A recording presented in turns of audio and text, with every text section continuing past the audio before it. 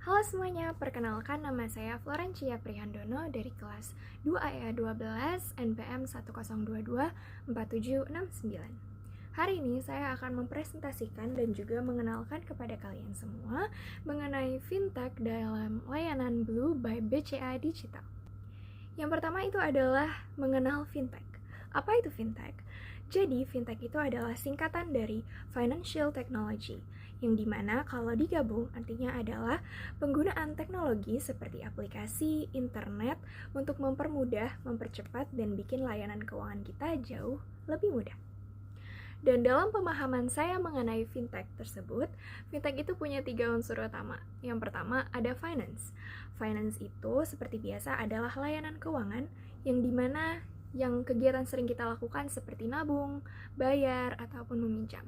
Terus unsur kedua ada teknologi, dimana teknologi ini adalah sesuatu yang kita lakukan berbasis internet dan juga smartphone. Dan yang ketiga ada result atau hasil, di mana result ini adalah solusi keuangan yang lebih efisien dan juga cashless. Yang ketiga adalah contoh fintech dalam perkembangannya di Indonesia. Jadi contoh-contoh fintech yang sudah berjalan di Indonesia itu ada apa aja? Yang pertama itu ada pembayaran atau digital payment. Jadi pembayaran atau digital payment ini adalah salah satu pembayaran yang sering kita lakukan, yang sering kita lihat juga, dimana contohnya tuh kayak QRIS, GoPay, ataupun OVO, dimana kita tuh nggak perlu bawa dompet fisik, dan kita cukup scan aja pakai HP. Terus yang kedua ada perbankan digital atau digital banking. Jadi perbankan dan digital banking ini itu adalah salah satu yang ingin saya jelaskan, dimana saya akan mencondongkan bagian ini yang akan saya gunakan, dimana contohnya adalah Blue by BCA Digital. Jadi singkatnya, perbankan digital atau digital banking ini adalah bank yang tidak punya kantor cabang. Maksudnya adalah semuanya tuh dilakukan lewat aplikasi dari buka rekening sampai deposito. Terus yang ketiga ada pinjaman atau lending. Jadi pinjaman atau lending ini biasa kita kenal sebagai pinjaman online atau pinjol, atau bisa kita sebut sebagai P2P lending. Jadi di dalam pinjaman atau lending ini orang bisa pinjam uang atau meminjamkan uangnya secara digital tanpa harus lewat proses yang bisa dikatakan cukup rumit. Dan yang keempat itu ada investasi atau wealth tech. Jadi di dalam investasi atau wealth tech ini kesannya dulu kalau kita mau beli saham atau reksadana itu ribet. Tapi sekarang udah mulai ada muncul aplikasi seperti Bibit atau Ajaib yang bisa kita mulai investasi dari Rp10.000 aja. Selanjutnya adalah mengenal digital banking. Jadi di sini saya akan menjelaskan sedikit perbedaan aja tentang apa sih beda dari mobile banking biasa dengan digital banking, yang contohnya itu adalah Blue by BCA Digital. Perbedaannya apa aja sih? Yang pertama itu ada, kalau di mobile banking itu yang pertama ada akses tambahan. Jadi maksudnya adalah di dalam akses tambahan ini ada aplikasi pendamping untuk rekening bank konvensional.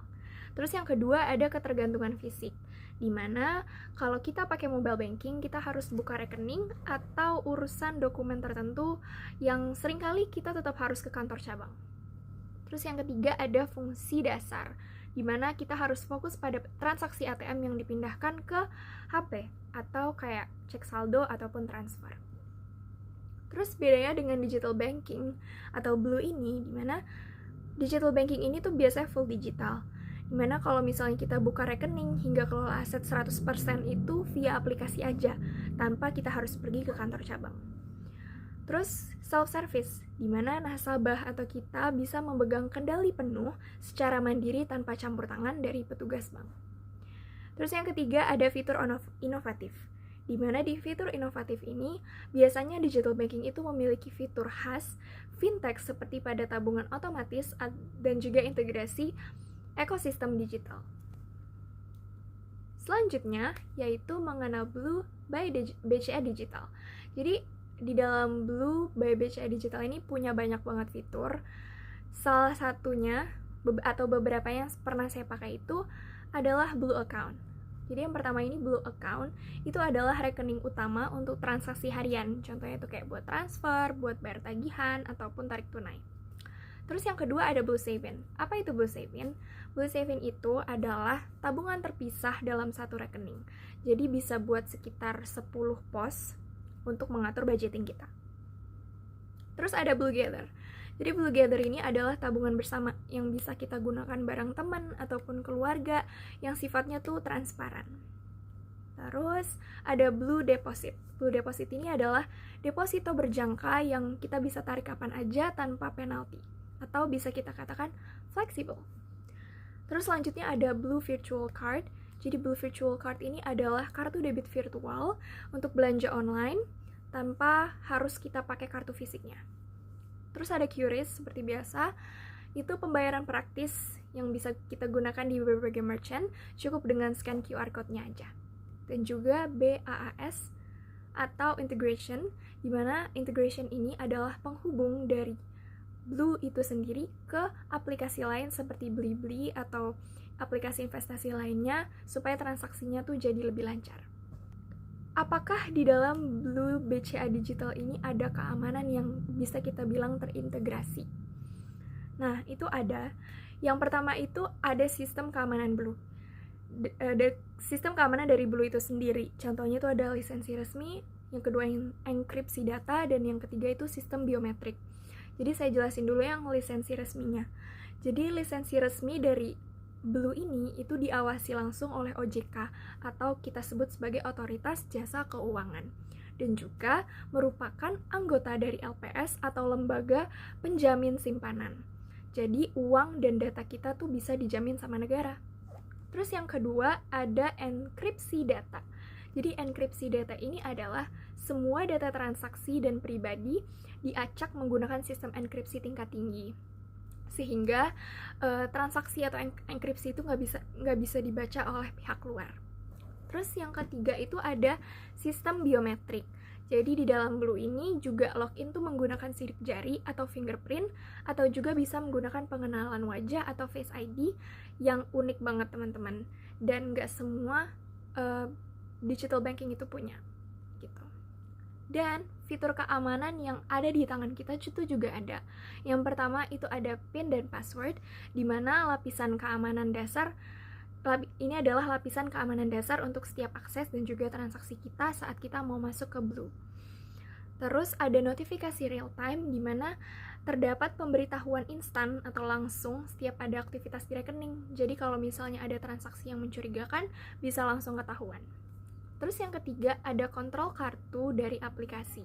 Jadi kita bisa memblokir atau buka kunci kartu kita, seperti kartu debit ataupun virtual, langsung dari HP tanpa harus telepon call center gitu.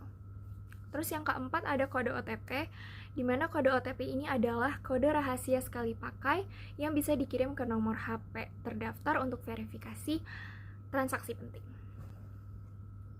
Dan yang terakhir itu adalah kesimpulan mengenai presentasi saya, dan lebih tepatnya kenapa saya memilih Blue sebagai digital banking saya. Yang pertama itu praktis dan juga hemat waktu. Jadi saya tuh nggak perlu lagi ngeluangin waktu buat antri di bank atau kayak nunggu lama. Tinggal buka rekening aja lewat HP, udah langsung bisa transaksi. Terus budgetingnya juga rapi, karena uang jajan dan tabungan tuh suka amburadul. Dan juga dengan fitur Blue Saving ini bisa ngebagi uang ke banyak kantong gitu tanpa biaya admin tambahan. Dan yang ketiga itu pastinya bebas biaya admin. Jadi sebagai anak muda, admin bulanan itu tuh kerasa banget dapatnya. Terus kalau di Blue itu banyak gratisnya, jadi bisa transfer ke bank lain tanpa harus ada biaya admin tambahan. Terus keamanan, yang pasti keamanannya terjamin dari BCA Group juga. Walaupun ya kesannya Blue ini digital banget, tapi saya tetap ngerasa aman karena Blue ini adalah bagian dari grup BCA yang sudah terbukti besar dan juga diawasi oleh OJK. Seperti itu. Sekian dari presentasi saya pada kali ini mengenai fintech dan juga mengenal Blue sebagai digital banking. Mohon maaf bila ada salah kata ataupun informasi yang saya katakan. Sekian dari saya, terima kasih dan sampai jumpa.